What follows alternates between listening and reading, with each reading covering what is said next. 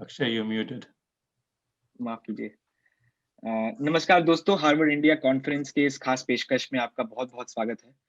जो साथी अमेरिका से जुड़े हैं उन्हें हमारा गुड मॉर्निंग और जो हिंदुस्तान से जुड़े हैं उन्हें गुड इवनिंग।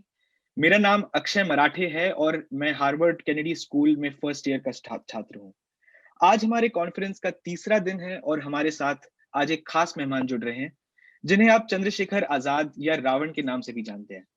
चंद्रशेखर जी ने दलित और पिछड़े वर्गों के हकों और सम्मान की लड़ाई लड़ने के लिए भीम आर्मी का गठन किया था और 2020 में यानी पिछले साल उन्होंने आजाद समाज पार्टी की स्थापना कर सक्रिय राजनीति में एक नई शुरुआत भी की है। हाथरस की हैवानियत हो या बर्बरता करने वालों का यूपी सरकार की ओर से हो रहे बचाव के खिलाफ हो या सीए एनआरसी के खिलाफ छिड़े जन आंदोलन हो, चंद्रशेखर आजाद जी ने निडरता से सरकार की नीतियों का विरोध किया और नतीजतन आंदोलनकारियों की परंपरा को कायम रखते हुए चंद्रशेखर जी को कई बार एनएसए के तहत जेल जाने का भी सौभाग्य प्राप्त हुआ। टाइम मैगजीन ने अपने 100 उभरते नेताओं की लिस्ट में चंद्रशेखर जी का नाम भी शामिल किया है और इस लिस्ट में वो एकमात्र भारतीय नागरिक है। मुझे उम्मीद है कि आज हमारे साथ चंद्रशेखर जी अपने विभिन्न अनुभवों के बारे में हमें बताएंगे और भारतीय राजनीति में युवाओं की भूमिका क्या होनी चाहिए इस पर भी हमें अपने विचार व्यक्त करेंगे। इस सेशन को मॉडरेट करेंगे काशिफ उल हुदा जी। काशिफ जी twocircles.net के संस्थापक है जो भारत के हाशिए के समुदायों पर ध्यान केंद्रित करने वाली पहली दैनिक न्यूज वेबसाइट है। काशिफ जी कैम्ब्रिज मैसाचुसेट्स यानी कि जहां हार्वर्ड यूनिवर्सिटी भी है वहीं से हमारे साथ जुड़ रहे हैं। शुक्रिया काशिफ जी, शुक्रिया चंद्रशेखर जी। शुक्रिया अक्षय और हार्वर्ड इंडिया कॉन्फ्रेंस के लोगों ने हमें बुलाया और आज़ाद जी आपका शुक्रिया कि आप इसमें आए। आपकी तस्वीर अभी नजर नहीं आ रही है बट यस आ गई। वेलकम। सबसे पहली बात तो ये कि आपको मुबारकबाद कि आपने टाइम 100 नेक्स्ट की जो बहुत ही महत्वपूर्ण लिस्ट जारी होती है हर साल, उसमें आपका नाम है और कई भारतीय मूल के लोग हैं लेकिन भारतीय सिटीजन नागरिक एक अकलौते आप ही हैं। तो ये बहुत बड़ी उपलब्धि है, उसके बारे में मुबारकबाद। बहुत बहुत शुक्रिया भाई, बहुत बहुत साधुवाद आपका। और मुझे भारतीय होने पे गर्व है। ये इसकी जो है, मैं भीम आर्मी के सभी कार्यकर्ताओं को इसके लिए साधुवाद करता हूँ। ये उन्हीं की मेहनत से हो पाया है। जी बिल्कुल। तो एक तो ये होता है कि एक लीडर, एक नेता को किसी भी फील्ड में रिकॉग्नाइज किया जाता है, उनको लेकिन उसके पीछे एक स्ट्रक्चर होता है, एक पीछे एक कहानी होती है।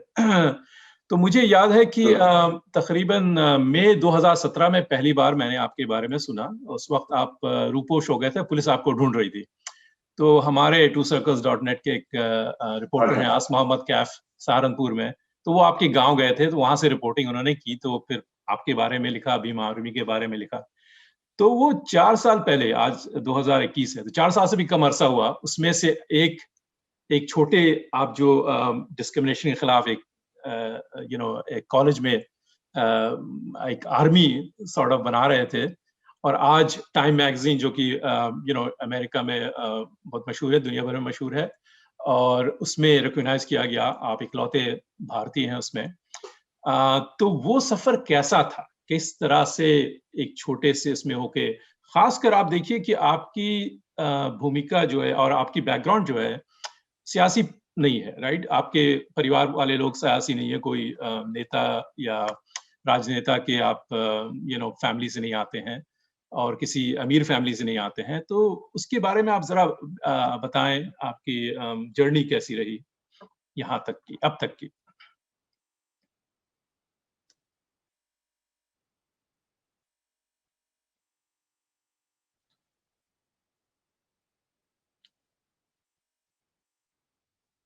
Azad ji.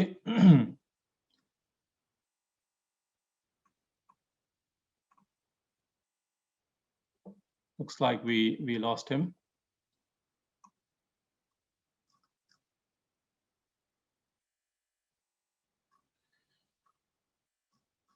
We're working with his team to fix his video. We can just wait a couple minutes.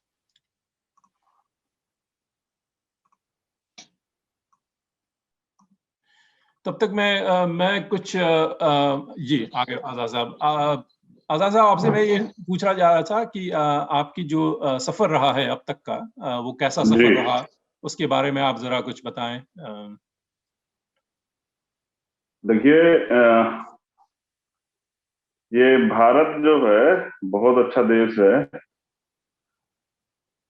और जाति व्यवस्था की वजह से यहाँ एक बड़ी परेशानियां जो हैं झेलनी पड़ती है। पहले तो यहाँ कड़वा है मगर सच है कि दलित होना जो है वो अपराध है, बहुजन होना अपराध है एक, और उसके साथ जो है अम्बेडकरवादी होना तो एक और बड़ा अपराध है।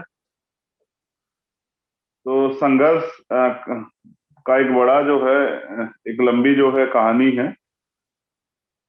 कि जब आप अपने हक के लिए लड़ने के लिए जाते हैं तो तमाम तरह की परेशानियां जो है उनसे आपको गुजरना पड़ता है। जब आप अपने हक की आवाज उठाने के लिए जाते हैं तमाम तरह के आरोप आप पे लगते हैं। जब आप सरकार के खिलाफ अपने अधिकारों के लिए कुछ बोलते हैं तो सरकारी तंत्र से आपको लड़ना पड़ता है। और जब आप अपनी अपनी लड़ाई को आगे बढ़ाते हैं, कुछ करना चाहते हैं, तो जो एक प्राकृतिक नियम है कि आपका तमाम तरह से उपहास होता है, आपका मजाक बनाया जाता है, आपका विरोध होता है। तो वो सब चीजें, वो सारे फेस जो हैं इस आंदोलन में देखे हैं, क्योंकि ये एक मूवमेंट है जो हमारे महापुरुषों ने, बाबा साहब अम्बेडकर और उनके करीबी जितने भी एक सिद्धांतिक रूप से बहुत सारे हमारे महापुरुष हैं उन्होंने चलाई है। परम पूजनीय बाबा साहब अम्बेडकर, जिनकी वजह से आज एक दलित समाज के शेड्यूल कास्ट के नौजवान को आगे बढ़ने का मौका मिला। तो उनके दिए हुए संविधान से जो अधिकार मिले हैं उनके बदौलत ही ये सब कुछ हो पाया संभव। तो मैं आज बाबा साहब का भी धन्यवाद देता हूँ जिंदगी में कि हर रोज समस्या प्रदेश में, क्योंकि यहाँ कास्ट बेसिस एट्रोसिटी बहुत होती है, यहाँ जो है डिस्क्रिमिनेशन बहुत है, यहाँ तमाम तरह से सरकारें आम आदमी के अधिकार छीनने पे लगी हुई हैं। उसकी जो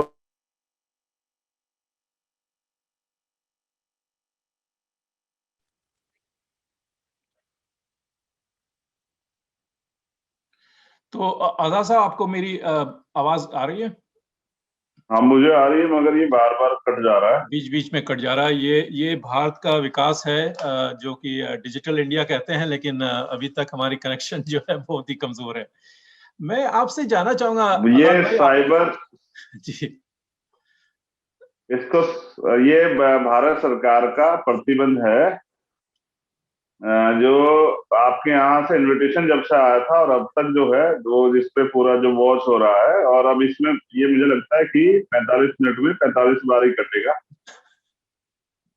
जी, क्योंकि यहाँ बोलने की आजादी नहीं है जी। तो आप अपने सवाल शुरू करें, क्योंकि मुझे लगता है ये तो रहेगा। ये रहेगा, कोई बात नहीं, हमें आदत है इसकी, इंटरप्शंस की। मैं आपसे ये जानना चाह रहा हूँ कि आपका विजन क्या है इंडिया के लिए। आपने कहा भारत से आपको बहुत मोहब्बत है, भारत बड़ा प्यारा मुल्क है, लेकिन आपने ये भी कहा कि दलित होना अपराध है, और सिर्फ दलित होना ही अपराध नहीं है, आदिवासी होना भी अपराध है, मुसलमान होना भी, बहुजन होना, औरत होना भी। जी, मैंने बहुजन की बात की। 90% पॉपुलेशन उसमें आती है, SC, OBC, माइनॉरिटी, दलित हो, पिछड़ा हो, मुसलमान हो, महिलाएं हो, आदिवासी हो। जी। और अगर आप उसके बाद आप RSS के विरोधी है तो ये एक बड़ा और एक सबसे बड़ा अपराध हो जाता है। ये अगर आप उनकी विचारधारा को फॉलो कर रहे हैं तो बहुत अच्छी बात है। अगर आप अम्बेडकराइट हैं, यानी कि अगर आप दलित तो है ठीक है, लेकिन आप अगर अम्बेडकरवादी दलित हैं, मतलब आप बाबा साहब को फॉलो करते हैं,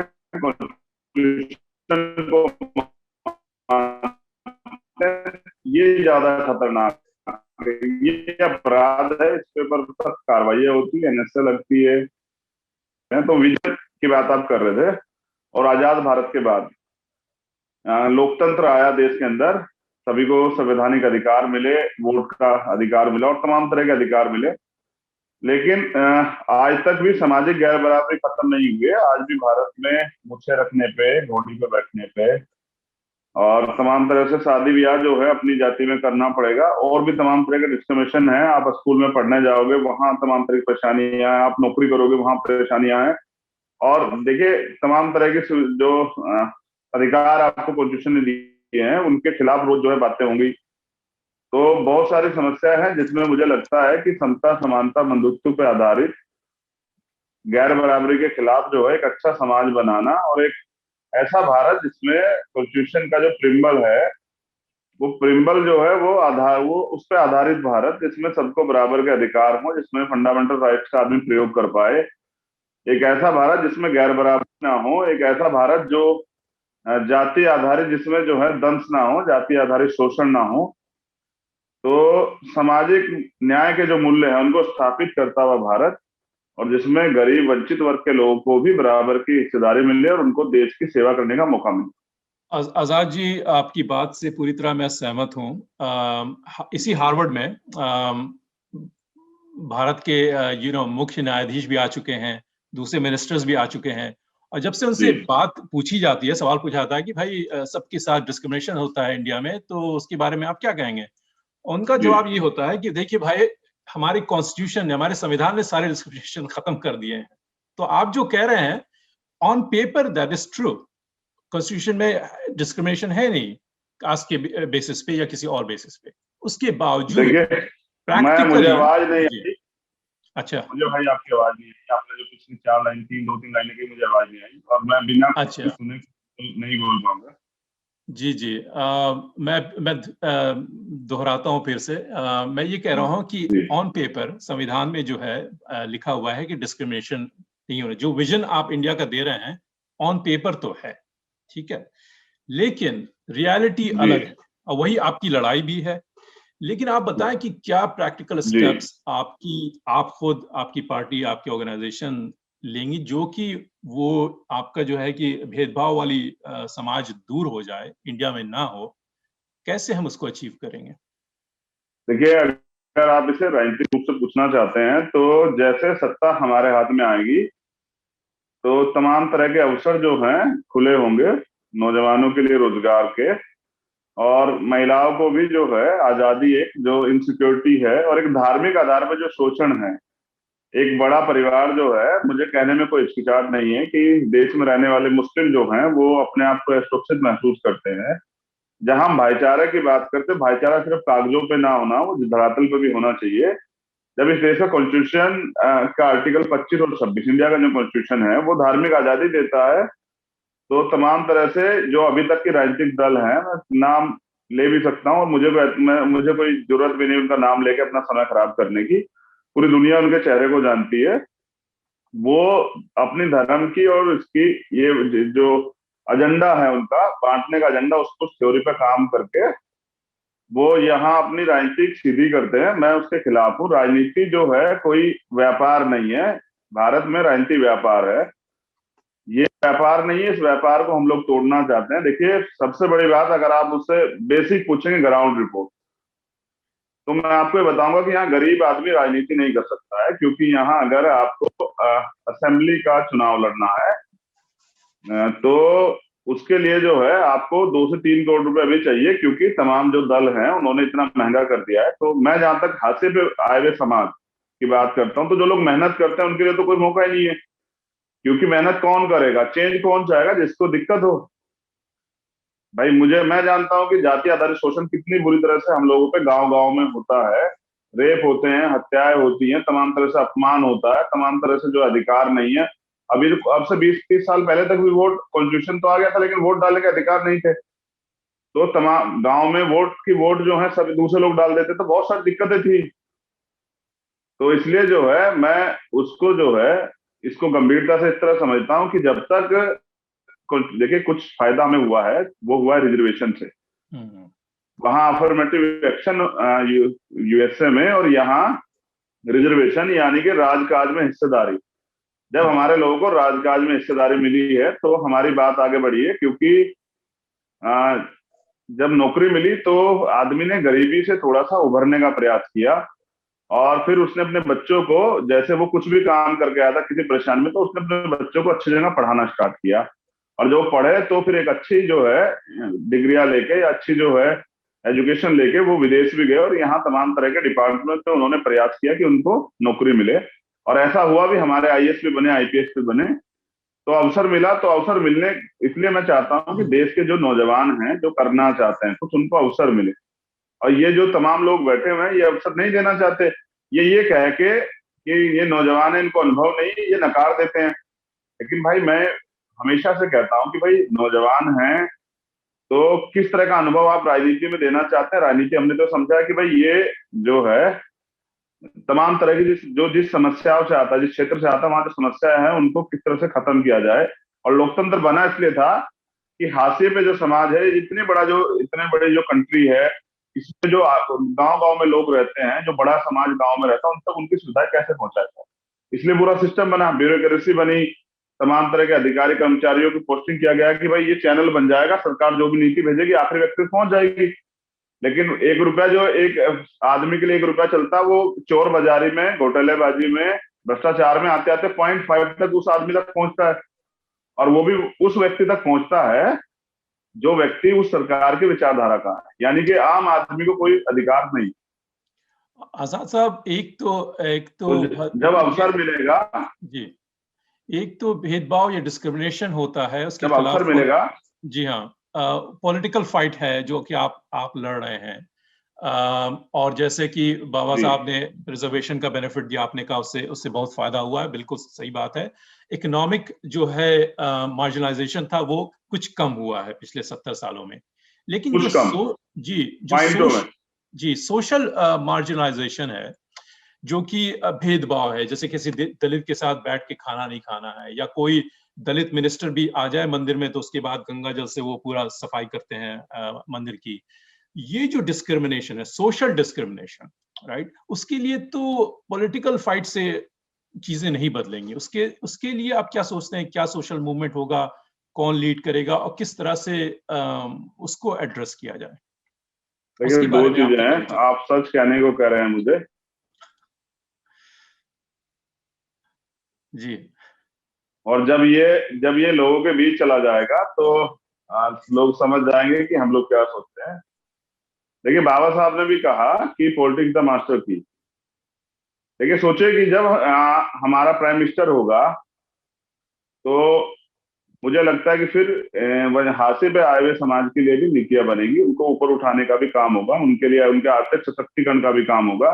और जब मुझे लगता है सरकारें हमारी होंगी तो ये कास्ट बेस्ड डिस्क्रिमिनेशन जो होता है, जिस तरह से इनको पॉलिटिकली सपोर्ट होता है, जैसे किसी ने किसी व्यक्ति पे अत्याचार किया तो, या भेदभाव किया, या गैर बराबरी के का भी कोई भी जो है मानक जो है उसने पार किया, तो जब उन पर सख्त कार्रवाइयां होंगी तो मुझे लगता है कि उससे दूसरे लोगों में ये सामाजिक संदेश जाएगा कि भाई नहीं, ऐसा नहीं करना है, इस पर कार्रवाई होगी। अभी क्या होता है कि जैसे हाथरस का मामला हम लोग ले लेते हैं कि आप देखो, न्याय हुआ, कॉन्स्टिट्यूशन ने राइट दिया कि न्याय जन्मसिद्ध अधिकार है, मिलेगा।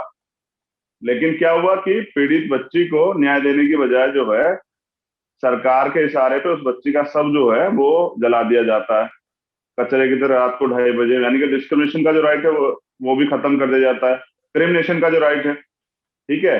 उसके अलावा पीड़ित परिवार को बंद कर दिया जाता है, जबकि होता क्या है कि पीड़ित परिवार के प्रति संवेदनाएं भी होती है और जो न्यायिक ड्यूटियां होती है वो पूरी करनी होती है प्रशासन को, वो भी खत्म हो जाती है।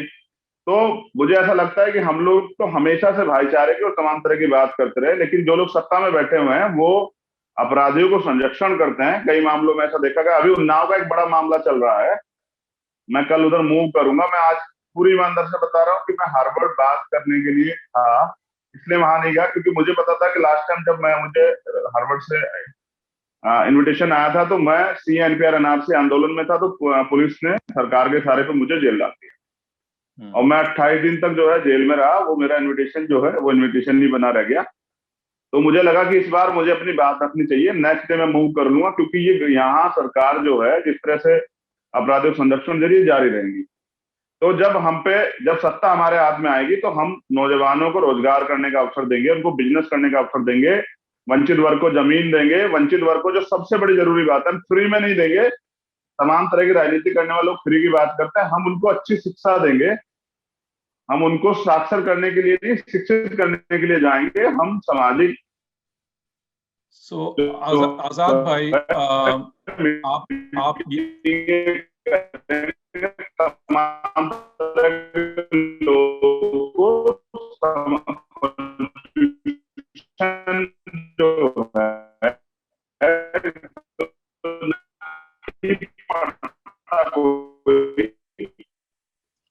आपका जो प्लान था वो सरकार ने उसको सेंसर कर दिया है, तो हमें पता नहीं चला है कि सत्ता में आने के बाद आप क्या हाँ, करेंगे, मैं कुछ यही वो आपसे आवाज कह कट रहा गई था थी। कि लेकिन मेरा सवाल ये है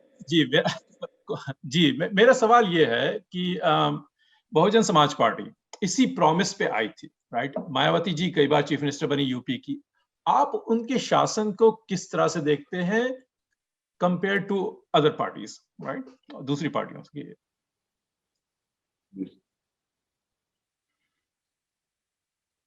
देखिए, मैं अच्छी तरह से देखता हूँ और मुझे अच्छा शासन जो है रहा है। मुझे मैं मानता हूँ कि बहुत काफी हद तक जो है लोगों को बाहर खड़े होने की आजादी मिली। एक अच्छा शासन था, मैं सहमत हूँ।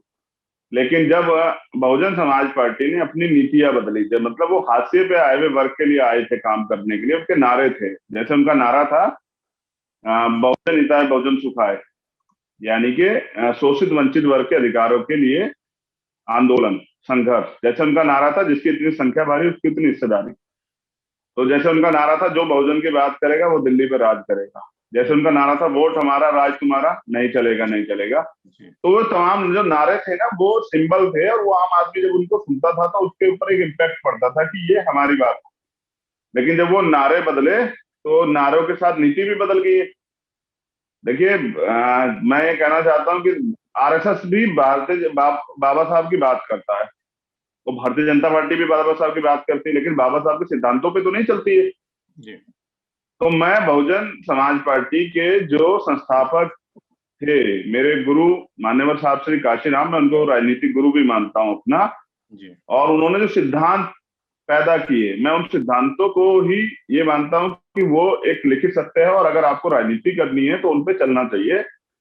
आपको सामाजिक भाईचारा बनाना पड़ेगा। मैं उस पर बात करूंगा, लेकिन मैं जो बात आपको कर रहा था वो ये थी कि काशीराम साहब सैद्धांतिक थे और उन्होंने उस सिद्धांत को जिंदा रखा, और उनकी वजह से बहुजन समाज पार्टी पूरे देश में जी।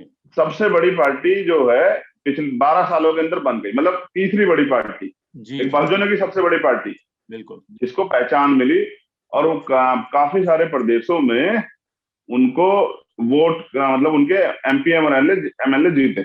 जी हाँ। और इस पे अगर आप मुझे 5 मिनट दें इसी विषय पे, जी, तो एक ठोस मैं एक नीति को पे बात करूंगा। बिल्कुल, लेकिन बिल्कुल। मैं इस आज यहाँ हार्वर्ड पे इस पे बात नहीं करना चाह रहा। ये तो मुझे बहुत मौके मिलेंगे यहाँ वो करने के, अच्छा, बहुजन समाज के बारे में और यहाँ के तमाम राजनीतिक दलों के बारे में। अच्छा। देखिए, मैं 2 मिनट में एक चीज बताता हूँ और ये आपको समझ बिल्कुल आएगी काशिफ भाई, मैं गारंटी देता हूँ कि आपको एकदम क्लियर हो जाएगा। मैं चाहूंगा कि पहले एक बार हम ना इस पे जो ये ऊपर से वो हो रहा है, इसको एक बार आप हटा दें तो ज्यादा अच्छा रहेगा। इसको जो है ना डिस्प्ले पे जी, क्या अब जो तमाम तरह के वो आ रहे हैं ना, वो मेरे ख्याल से आपकी तरफ से है स्क्रीन पे क्वेश्चन एंड आंसर्स। वो हाँ, वो बंद कर सकते हैं उसको, आपकी टीम उसको बंद कर दे। चेक कर हो गया काशिफ भाई। देखिए, बाबा साहब अम्बेडकर ने वोट का अधिकार देके कॉन्स्टिट्यूशन में ब्लूप्रिंट बनाया। जी। तो तमाम तरह के जो राजनीतिक दल और उस समय के जो सरकारें थी, उनको ये लगा कि भाई उनमें चर्चाएं हुई कि वोट का अधिकार तो इनके पास चला गया है, अब ये लोग सरकार बनाएंगे।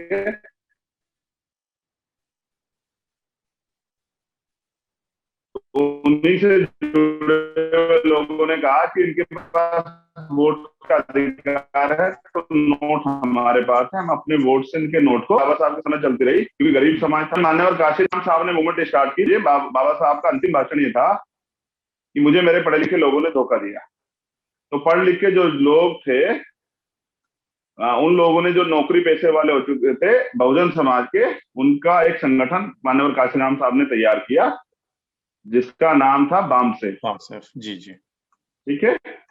तो बामसेफ जो है बहुजन मूवमेंट बैकवर्ड से ही काशीराम साहब ने स्टार्ट की, जिसमें minority, schedule caste, schedule tribe के लोगों को अधिकारी कर्मचारियों का संगठन बना के उनको तैयार किया। तो काशीराम साहब कहते थे जिस समाज की गैर राजनीतिक जड़ें मजबूत होती है उनकी राजनीति कामयाब होती है।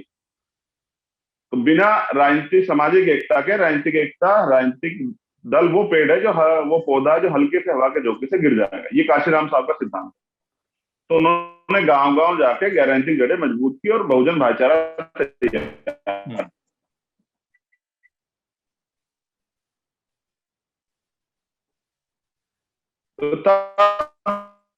लोगों में जब काशीराम साहब ने बड़े समाज को तैयार कर दिया, उन्होंने एक नारा भी दिया कि वोट की सुरक्षा है वो बहन बेटी की रक्षा, और उन्होंने वोट का अधिकार अब करना शुरू किया। तंत्र में फिर से चर्चा हुई कि भाई और इनका वोट तैयार भी हो गया तो अब तो ये लोग राजा बन जाए।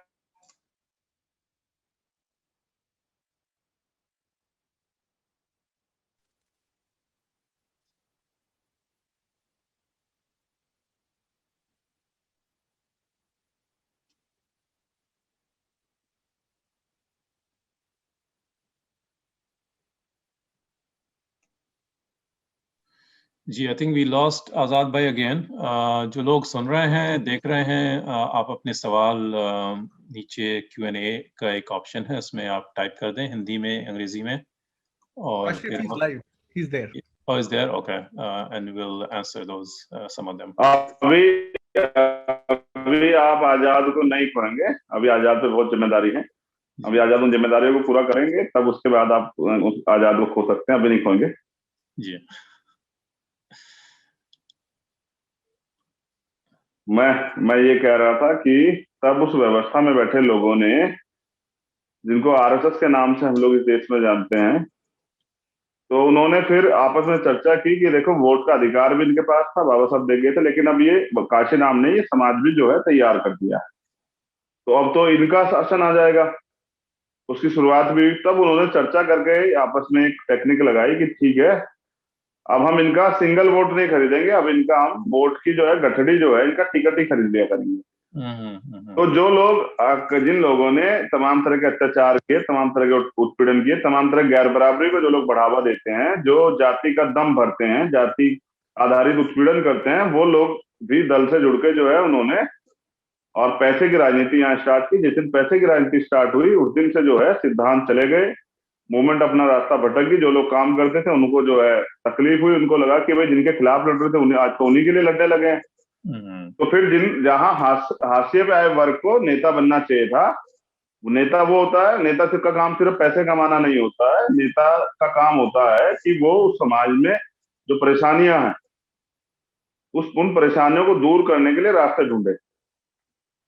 तो हम अपनी लीडरशिप जो है इसलिए डेवलप कर रहे हैं कि जिससे कि गरीब समाज, जो आदमी काम कर रहा है, जो मेहनत कर रहा है, उसको मौका मिले। तो इससे जो है हम अब प्रयास कर रहे हैं कि नौजवान जिसके अंदर 24 घंटे काम करने की एनर्जी है, जो कोरी कागज है जिसको हमने कैडर से तैयार किया, जो दुख तकलीफ समझता है, आंधी रात में भी, तूफान में भी, बारिश में भी, धूप में भी, और तमाम तरह की परेशानियों पे मोटरसाइकिल पर, आपने पहचान देखी होगी मोटरसाइकिल पे जाने वाली, ये तो बात उस टाइम्स ने भी लिखी है। तो जो मोटरसाइकिल पे भी जाके अपना काम करता है और गरीबों को न्याय दिलाने के लिए लगता है, उस युवा को मौका देने के लिए मैंने आजाद समाज पार्टी का गठन किया। और उसके सिद्धांत हैं, वो सिद्धांत बहुत बिल्कुल मान्यवर काशीराम के आइडियोलॉजी पे है, बाबा साहब के आइडियोलॉजी पे है, हमारे जो और महापुरुष हुए उनकी आइडियोलॉजी पे है, और हम उस पर काम कर रहे हैं। तो ये देखा गया है कि मैंने एक एनालिसिस किया था मुस्लिम एमपीज का, कि वो कहाँ से आते हैं, उनका बैकग्राउंड क्या है, पृष्ठभूमि उनकी क्या है। तो ज्यादातर मैंने ये देखा कि जो एमपीज थे वो या तो सियासी, उनके बाप दादा या पूरी फैमिली सियासत में रही है, तो वहां से एक बैकग्राउंड ये है। दूसरा ये है कि या तो उन्होंने बिजनेस में या किसी क्रिकेट में या उसमें या फिल्म में नाम कमाया, उसके इसमें राजनीति में दाखिल हो गए, या एटलीस्ट इन मुस्लिम केसेस की रिलीजियस बैकग्राउंड है, तो उससे भी थोड़ा सा मान्यता मिलती है समाज में और उस बहाने आते हैं। अगर इन सब चीजों को हटा दिया जाए, और खासकर जो हम हाशिए की बात करते हैं लोगों की, खासकर युवाओं की, जो जिनका ये बैकग्राउंड नहीं है, और आपने कहा कि 100 करोड़ रुपए चाहिए इलेक्शन लड़ने के लिए, तो वैसे युवा जो कि दिल उनका बिल्कुल सही जगह पर है, लेकिन उनके पास इतने रिसोर्सेज नहीं हैं कि इलेक्शन में आए या फुल टाइम ये काम करें, ये काम भी फुल टाइम करना है, तो उसको भी रोजी रोटी चाहिए ना, उसको भी खाने का एक सर पे छत चाहिए और खाने का को इंतजाम चाहिए। तो कैसे खासकर ऐसे मार्जिनलाइज बच्चों को जिनकी फैमिली को भी सपोर्ट करना है और समाज के लिए भी काम करना है, वो कैसे आएंगे, और आपकी ऑर्गेनाइजेशन कैसे उसको सपोर्ट कर रही है वैसे युवाओं को? देखिए, दो चीजें हैं। जैसा मैंने कहा कि रोटी इस सरकार के जो सिस्टम है, इस सिस्टम ने जो बनाया गया है ना, इतने चैनल्स बनाए हैं, इतने पॉकेट्स बनाए हैं कि आदमी पूरे दिन रोटी के लिए ही परेशान रहता है जी। तो जहां आदमी को अपने अधिकारों के लिए लड़ना चाहिए था, वहां आदमी नहीं लड़ पाता है। तो इसलिए जो है एक बड़ी समस्या ये है कि आदमी रोटी को ही जीवन समझता है कि उसको रोटी मिल जाए या उसको जो है उसका मकान बन जाए, जबकि दुनिया इससे काफी आगे। मतलब हमें हमारे देश की प्रगति में हिस्सेदारी होनी चाहिए, देश को आगे बढ़ाने में के लिए हिस्सेदारी होनी चाहिए। और ये सिर्फ कासिफ भाई, ये अभी मैं अगर हाशिए वाले तबके की बात करूं तो ये लड़ाई स्वाभिमान की है, ये लड़ाई गिड़गिड़ाने की नहीं है, ये अपने हक की लड़ाई है। देखिए, मैं आपको आपसे बात करें ना, मैं उस पर आता हूँ, लेकिन उससे पहले मैं आपको एक बात बताता हूँ कि देखिए, शेड्यूल कास्ट को रिजर्वेशन मिला है, शेड्यूल ट्राइब को रिजर्वेशन मिला है पार्लियामेंट में। 131 के लगभग एमपी हैं भारत के पार्लियामेंट में शेड्यूल कास्ट और शेड्यूल ट्राइब के।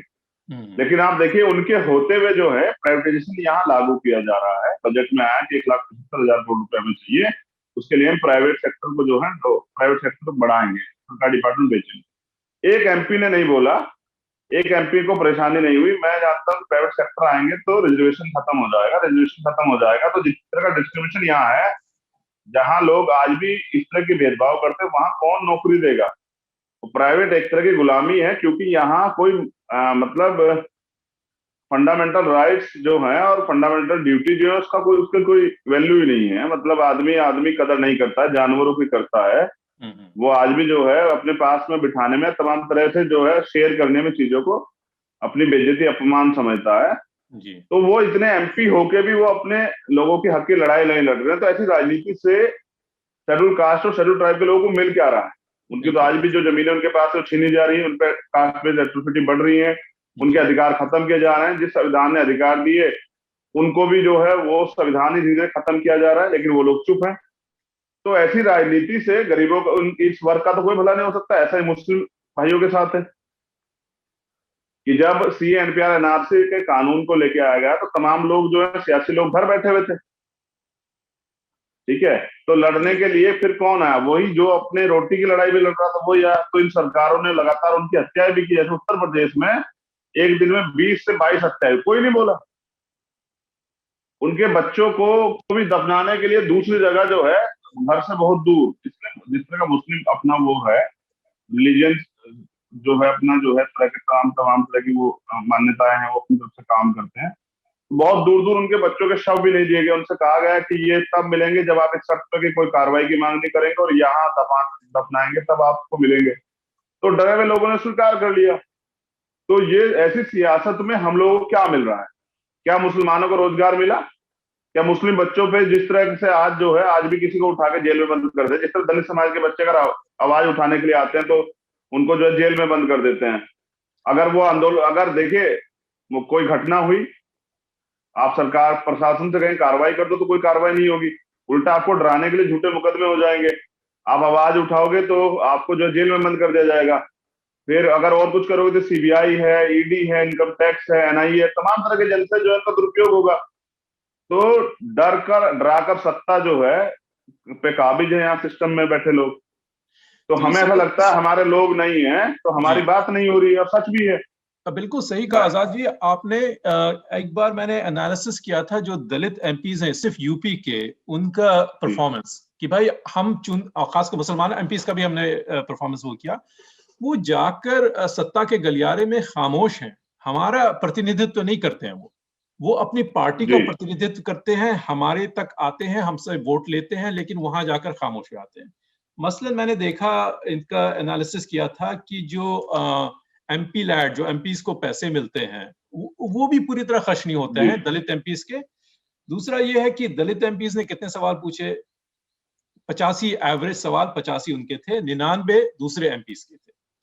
प्राइवेट जी member bill, private member bill Dalit MPs ने 4 लेकर आए थे, दूसरे यूपी एमपीज ने 99 लेकर आए थे। जी तो आप देख सकते जी हैं परफॉर्मेंस क्या है।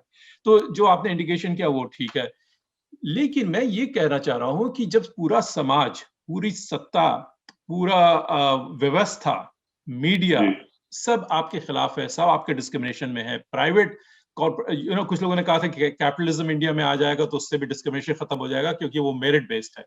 लेकिन हम देख रहे हैं कि कैपिटलिज्म इंडिया में आया वो भी कास्ट बेस्ड है, बल्कि अब अमेरिका में भी कास्ट के डिस्क्रिमिनेशन के किस्से आ रहे हैं कि यहाँ पे जो लोग हैं वो भी डिस्क्रिमिनेट करते हैं, उनको पता चलता है कि अगर निचली जाति का कोई है।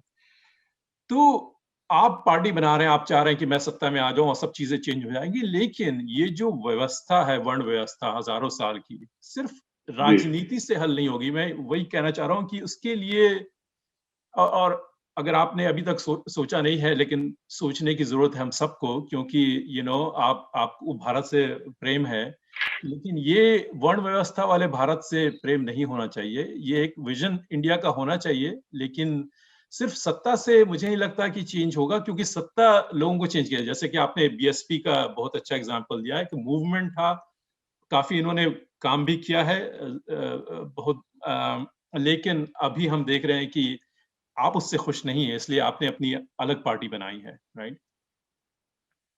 जी जी देखिए, आप जो कह रहे हैं ना भाई, आप बात कर रहे थे कैपिटलिज्म की, मेरिट की बात कही कि आपने कि हो जाएगा।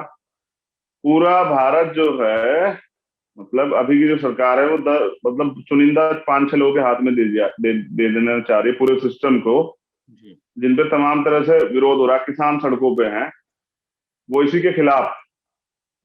ठीक है, दूसरी बात जो है ना, यहाँ जातिवाद जो है, जिस वर्ण व्यवस्था की आप बात करें, वर्ण व्यवस्था तो पुराना चैप्टर था, अब जातिवाद है। जी तो वर्ण व्यवस्था में भी ये शेड्यूल कास्ट के लोग, बैकवर्ड के जो लोग हैं, ये भी एकजुट हो जाते हैं, लेकिन इतने जातियों में बांटा गया है।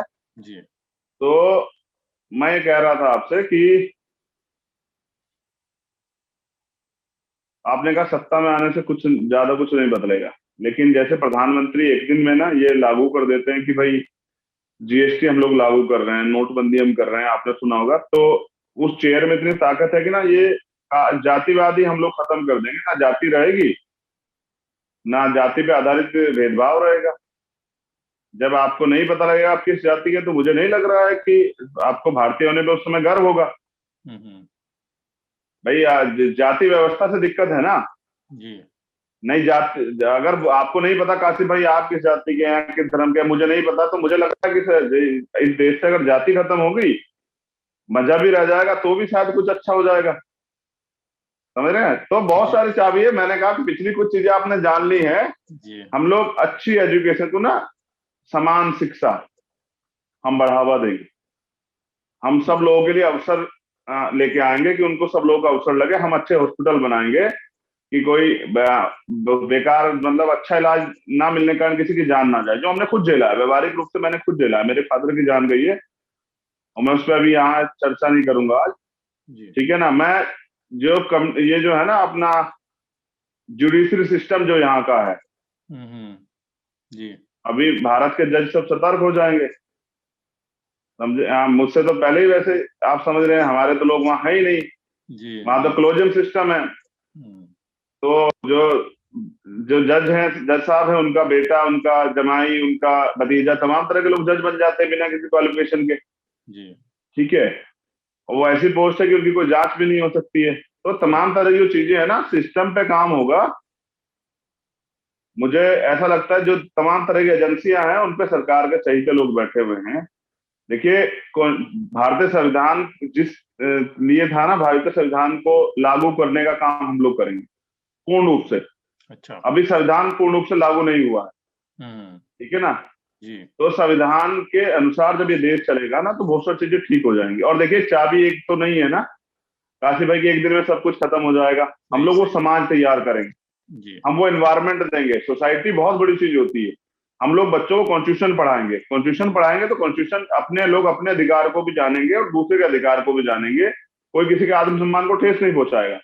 जी तो जो बेहतर करने के लिए, देखिए, हजारों साल की गुलामी और इसने इस 70 साल के आजादी वाले उसमें, इसमें भी इतना भेदभाव। और जब आप पूछोगे किसी व्यक्ति से जो यहाँ का है और अपर कास्ट से पूछोगे तो कहेंगे नहीं, खत्म हो रहा है, धीरे धीरे सब खत्म हो, बाकी बहुत खत्म हो गया है। लेकिन आप उसे पूछोगे तो वहां यहाँ आके वो जो अफर्मेटिव एक्शन है रिजर्वेशन का, पूर्ण रूप से विरोध करेगा, उसके खिलाफ वो आंदोलन करेगा, उसके खिलाफ वहां सभाएं होंगी। तो मुझे किसी से कोई दिक्कत नहीं है, क्योंकि मैं मानवता विरोधी नहीं, हाँ विचारधारा का विरोधी हूँ। इसलिए मैं आरएसएस का पूर्ण रूप से विरोधी हूँ। तो मैं, क्योंकि उनकी जो विचारधारा है वो समानता की नहीं है, वो समरसता की बात करते हैं, गैर बराबरी के, कास्टिज्म को जिंदा रखेंगे, जी जातिवाद को जिंदा रखेंगे, और आपको ऊंच नीच का वो भी एहसास भी कराएंगे और कहेंगे भाईचारा भी कायम कर लो। तो मतलब कमजोर और ताकतवर में कभी समझौते नहीं होते हैं। तो हम इस समाज को पहले वास्तविक रूप से ताकतवर बनाएंगे। हम लोग जाएंगे, लोगों को गांव गांव जाके तैयार करेंगे, वोट की वैल्यू से समझाएंगे, कॉन्स्टिट्यूशन जो संवैधानिक मूल्य है उनको समझाएंगे, तमाम तरह की चीजों पे काम करेंगे, महिलाओं को बराबरी का अधिकार देंगे, महिलाओं को हिस्सेदारी देंगे, नौजवानों को हिस्सेदारी देंगे। जो सिद्धांत है कि सबको जो अवसर मिले, तो अपने अपने पार्टी का कॉन्स्टिट्यूशन बना है, उसमें तमाम तरह की चीजें डेवलप की हैं। वो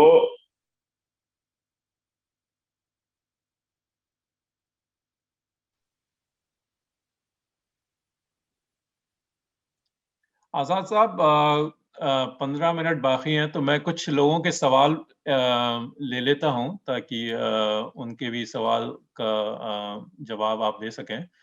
एक सवाल है पायल जी का, पायल बोरखंडे, उन्होंने पूछा है कि भारत की जो सरकार है वो रिजर्वेशन का जो बेनिफिट है उसको डाइल्यूट यानी कमजोर करना चाह रही है, जैसे कि प्राइवेटाइजेशन हो रहा है, SC/ST एक्ट में अमेंडमेंट लेकर आ रहे हैं। तो उसका किस तरह आप मुकाबला करेंगे ताकि जो रिजर्वेशन का जो बेनिफिट है जो कि कई मार्जिनलाइज्ड कम्युनिटीज को मिला है वो खत्म ना हो जाए? देखिए, उनका सवाल जो है वो बहुत जायज सवाल है, और इस पे अभी हम 7 मार्च को एक आंदोलन भी कर रहे हैं दिल्ली में, संसद के घेराव का। तो जो सोया हुआ समाज है उसको हम लोग जगाने काम कर रहे हैं, उसके लिए हम लोग मीटिंग्स कर रहे हैं। हमने छोटे छोटे स्कूल्स खोले हैं जानकारियों के लिए, क्योंकि हमारे लोगों को तो जानकारियों का अभाव। तो मैंने बहुत सारे स्कूल खोले, हम लोग लगातार उसको खोल रहे हैं, क्योंकि सरकार नहीं खोल रही। सरकार एजुकेशन नहीं देना चाहती, क्योंकि एजुकेशन अगर मिलेगी तो सवाल खड़ा होगा, अगर आप शिक्षित हो जाएंगे तो सवाल करेंगे। सरकार उस सवाल के अधिकार को छीनना चाहती है। तो इसलिए जो है हम लोग इसमें आंदोलन करेंगे। और हम लोग आंदोलन ही, अभी क्योंकि हम लोग सत्ता में नहीं है कासिम साहब, तो हम लोग आंदोलन ही कर सकते हैं।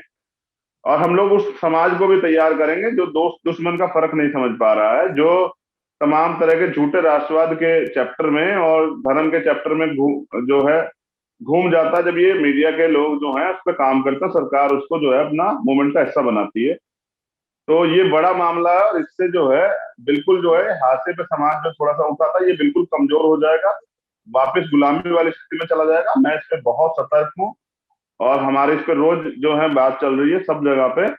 और मैं इस पे एक बड़े आंदोलन को जो है तैयार कर रहा हूँ। सरकार को, ये सरकार, हमारे महापुरुषों ने कहा है कि भाई सत्ता अगर तानाशाह हो जाए तो सड़कें कभी खाली नहीं होनी चाहिए। तो अभी सरकार तानाशाह हो रही है, तो हम लोग किसानों की तरह, जैसे किसानों का आंदोलन चल रहा है ना, उस तरह से हम लोग एक और आंदोलन को तैयार करेंगे। और जिस तरह से हम किसान आंदोलन में सहभागिता कर रहे हैं, हमारे लोग वहां हैं, तो हम अपने आंदोलन को और मजबूत करके सरकार को मजबूर करेंगे कि वो हमारे जो पिछले दरवाजे से हमारे अधिकार को छीनने का प्रयास कर रही है वो ना करें।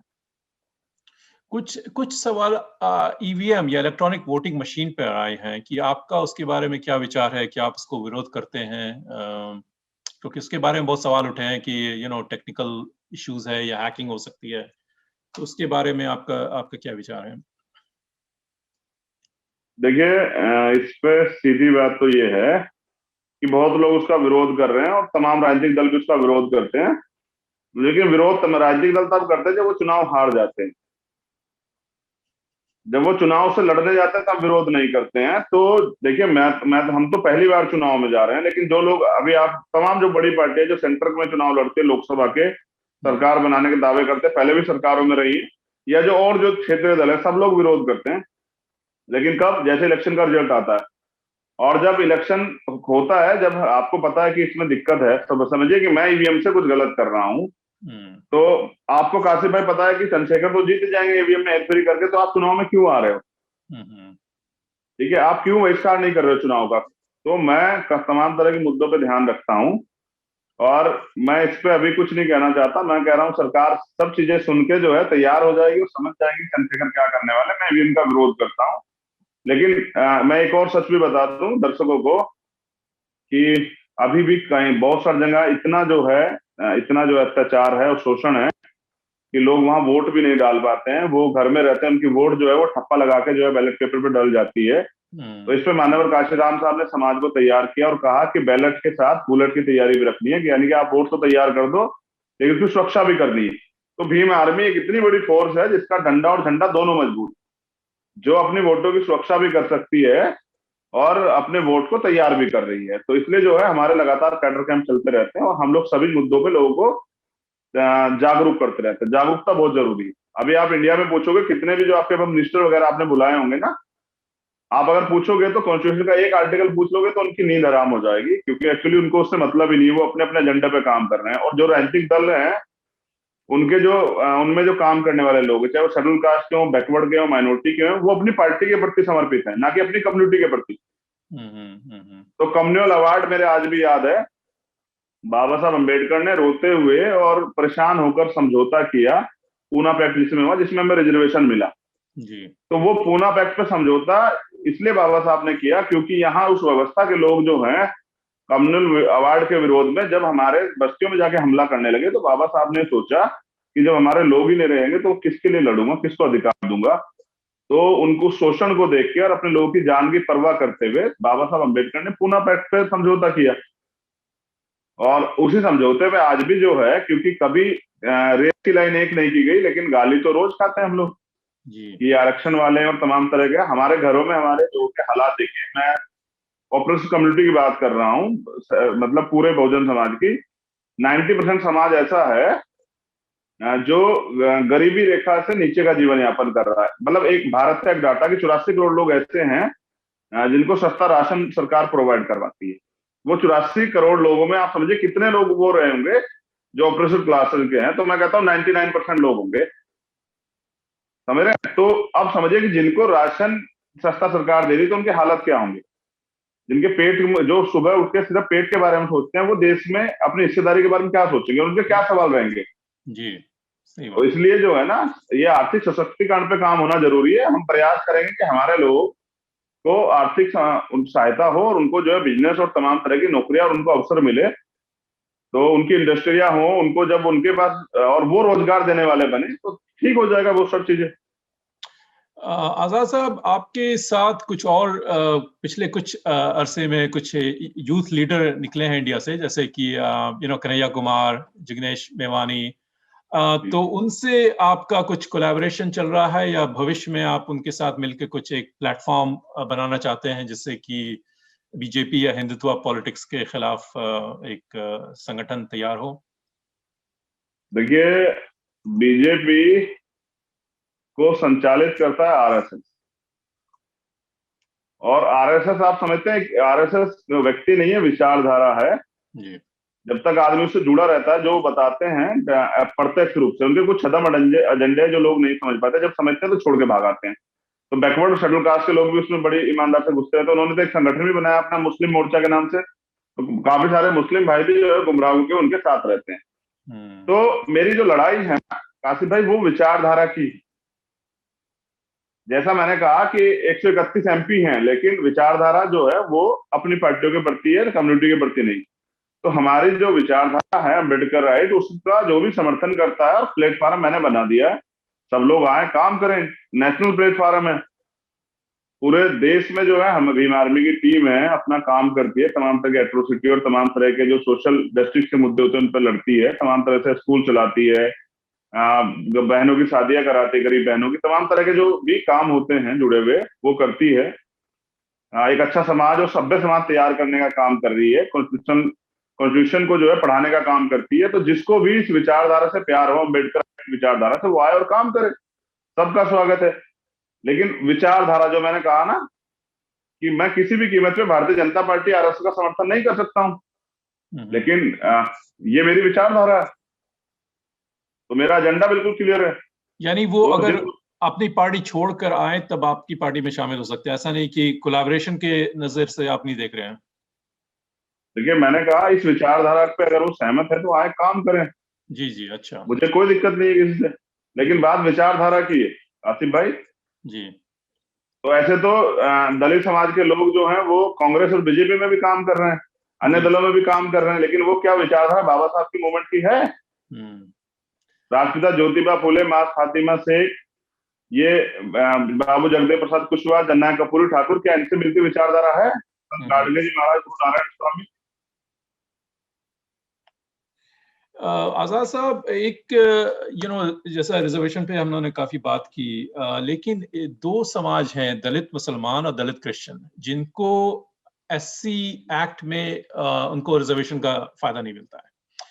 तो उससे दो चीजें होती हैं, एक तो जो बेनिफिट और दूसरे दलित को है। शुरू में तो सिर्फ 1950 प्रेसिडेंशियल ऑर्डर था, जैसे आपको मालूम होगा। उसके बाद में उसको उसमें चेंज लाकर सिख और बुद्धिस्ट दलित को भी ऐड किया गया, लेकिन मुसलमान और क्रिश्चियंस को अभी तक उससे बाहर रखा गया है। तो दो चीजें हैं, एक तो ये एजुकेशनल इकोनॉमिक बेनिफिट नहीं मिलता है उस कोटे में, दूसरा ये है कि कई सारी सीट्स जो हैं रिजर्व जो हैं एससी के लिए, वो उस पर कॉन्टेस्ट नहीं कर पाते हैं। तो एक पॉलिटिकल, एजुकेशनल और इकोनॉमिक उनका मार्जिनलाइजेशन जो है कंटिन्यूड है।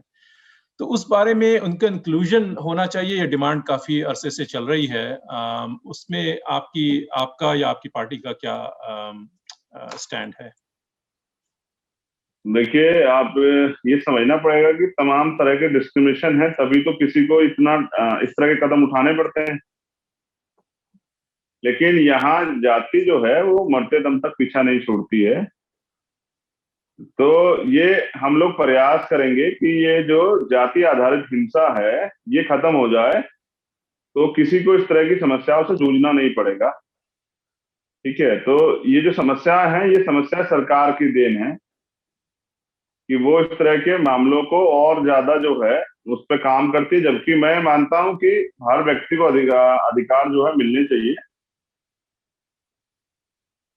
देखिए, ये मैं चाहता हूं इस देश में जो वंचित हाशिए पे जो वर्ग है, देखिए अभी क्या हुआ है कासिम भाई, एजुकेशन का जो बजट है ना वो सरकार ने कम कर दिया। ठीक है, शेड्यूल कास्ट के बच्चे जो हायर एजुकेशन में जो स्कॉलरशिप मिलती थी वो इन्होंने बंद कर दी है। मतलब इन्होंने एक तरह से आगे बढ़ने का रास्ता खत्म कर दिया। तो ये कर इसलिए रहे हैं क्योंकि आज क्या है कि आज आप हमारे पास जो है यहाँ से जो है पढ़ के और जब आगे जाने का मौका मिला तो बहुत सारे एनआरआई हुए हमारे पास। अब हमारे पास सूरज हैं, इंगड़े हैं, जो यहाँ से जाके वहां जो है हार्वर्ड में पढ़ाई करते हैं। हमारे पास तमाम हम पे और भी बहुत सारे लोग हैं जिनको अवसर मिलने के बाद उन्होंने उस अवसर पे काम किया। तो ये सब एजुकेशन की बदौलत हो पाया। लेकिन सरकार अब क्या करे, सरकार लगी हुई है किसी तरह से एजुकेशन सिस्टम को खत्म किया जाए, उसको प्राइवेट सेक्टर में भेजने का प्रयास चल रहा है, कई जगह कर भी दिया गया है। तो जो गवर्नमेंट स्कूल है उनको प्राइवेट किया जा रहा है। प्राइवेट में क्या होगा कि आप प्राइवेट की फीस नहीं दे पाएंगे तो प्राइवेट स्कूल आपको निकाल देगा। तो सबके लिए समान शिक्षा का जैसा मैंने पहले कहा ना, तो हम लोग काम करेंगे, हम हर व्यक्ति के मुद्दे पे काम करेंगे जिसको परेशानी है।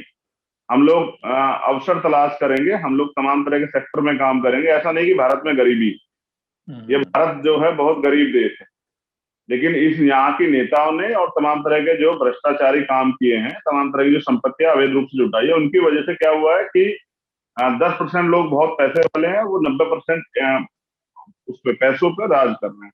यानी कि 90% पैसों से 10% लोग जो हैं उनपे वो स्टोर किए हुए हैं, और 90% पीपल जो हैं, जो लोग हैं भारत के, वो 10% पैसे सर्वाइव कर रहे हैं। कुछ लोग तो अगर शाम में रोटी मिल जाती है तो वो इसको खुदा का, ईश्वर का शुक्र मान के जो है उसको सूखी रोटी को भी खा के वो कर जाते हैं। तो यहाँ अमीरों के जो है जो जानवर है उनके लिए भी एसी लगा हुआ है, और गरीब लोग के यहाँ पंखे नहीं है, समझिए कि घर ही नहीं है। जी जी। सरकार ने दावा किया कि हमने बहुत सारे सभी को आवास दिए हैं। अभी उन्नाव जो घटना हुई है जी वहां आप देखिए कि किसी भी व्यक्ति पे जो है वो जिनके जो परिवार है उन पे कच्चे घर हैं अभी भी। तो ऑपरेशन कम्युनिटी के जितने भी लोग हैं वो जिस भी जाति धर्म में हैं, हम उन सब लोगों के लिए काम करेंगे, और मैं विश्वास दिलाता हूं कि हम किसी को निराश नहीं करेंगे। हम सबके साथ खड़े हुए हैं, क्योंकि जैसे जैसे हमें अवसर मिलेगा हम गांव में इसलिए जाते हैं, और हमने इसलिए संगठन खड़ा किया है कि गांव में से जुड़ी परेशानियों को हम लोग जान सके, और वो फिर जब हमारी टेबल पे हम उस पर काम कर सकें। जब आपको परेशानियों का नहीं पता होगा तो आप काम क्या करेंगे? तो अलग अलग क्षेत्र हैं, अलग अलग समस्याएं हैं, हम सब पे काम करेंगे। और पहला हमारा लक्ष्य ये होगा कि आर्थिक सशक्तिकरण पे हम लोग काम करें। तो जब आदमी पैसे से संपन्न होगा तो वो अपनी ऊर्जा को जो है देश हित में भी लगाएगा, यानी कि जब उसको एक अच्छा प्लेटफॉर्म मिलेगा तो वो काम करेगा। आजाद साहब, सवाल तो बहुत हैं और हमारा वक्त खत्म हो रहा है और आपको भी मेरे ख्याल से कहीं जाना है। एक आखिरी सवाल, बहुत ही इंटरेस्टिंग सवाल है, तो ये संतोष हदीमानी जी का सवाल है। उन्होंने कहा है कि बाबा साहब का ख्वाब था एनिहिलेशन ऑफ कास्ट, उन्होंने किताब लिखी कि जातिवाद खत्म होना चाहिए। तो सवाल यह है कि ये किसकी जिम्मेदारी है कि जातिवाद खत्म होना चाहिए? दलितों की जिम्मेदारी है या सवर्णा को इस पे काम करना चाहिए? किसको इस पे काम करना चाहिए? देखिए, ये देश के हर व्यक्ति की जिम्मेदारी है। जैसे कॉन्स्टिट्यूशन, इंडियन कॉन्स्टिट्यूशन का आर्टिकल 51 का जो ए है वो ये कहता है कि देश के प्रत्येक व्यक्ति को, मतलब फंडामेंटल ड्यूटी है ये, भारतीय संविधान की सुरक्षा करनी चाहिए। लेकिन देश में कुछ लोग जो है संविधान को संसद, मतलब देश की पार्लियामेंट के सामने खड़े होकर जलाते हैं। तो उन लोगों को जो जातीय हिंसा करते हैं और जो जाति पे का दंश भरते हैं, जो जाति का अभिमान रखते हैं, जो जाति को गौरवान्वित समझते हैं, हम लोगों ने तो नहीं बनाई है। जिन्होंने बनाई उनको इस पर शर्म आनी चाहिए कि उन्होंने क्या बनाया। इससे इतना डिस्क्रिमिनेशन हुआ कि आज दुनिया में जो है हमारी जो बदनामी होती है इस वजह से, कि देखिए कितना भेदभाव है। तो मैंने कहा कि ये कर, सबसे बड़ी से बात है कि कर कौन सकता है।